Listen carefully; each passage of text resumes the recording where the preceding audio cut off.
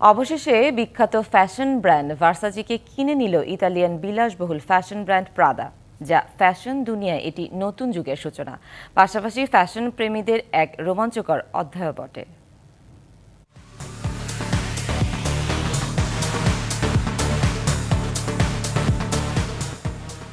Fashion বিশ্বে এক জনপ্রিয় ব্র্যান্ড ইতালির প্রাদা দেশটির বিখ্যাত আরেক ব্র্যান্ড ভার্সাসিকে নিজেদের অধীনে নিয়ে ফ্যাশনের রাজ্যকে আরও শক্তিশালী করল এই ব্র্যান্ড। জেনেক্সে শিফট করো, লাইফকে লিফট করো। প্রাদার দীর্ঘদিনের আকাঙ্ক্ষা এখন বাস্তবে পরিণত হল। এপ্রিল মাসে চুক্তির পর আনুষ্ঠানিকভাবে অধিগ্রহণ সম্পন্ন হয় মঙ্গলবার। ক্যাপ্রি হোল্ডিংসের মালিকানায় থাকা ভার্সাসে বিক্রি হল মাত্র 1.25 মিলিয়ন ইউরোয়। এদিকে প্রাদার মালিক মিউচিও প্রাদা এবং প্যাট্রিজিওর বাটলির ছেলে লরেঞ্জো বাটলেরি জানিয়েছেন, সংযুক্তি সম্পন্ন হলে তিনি ভার্সাসের এক্সিকিউটিভ চেয়ারম্যান হবেন।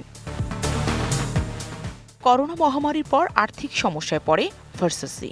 এরপর মার্কিন প্রেসিডেন্ট ডোনাল্ড ট্রাম্পের নতুন বাণিজ্য যুদ্ধের ধাক্কা।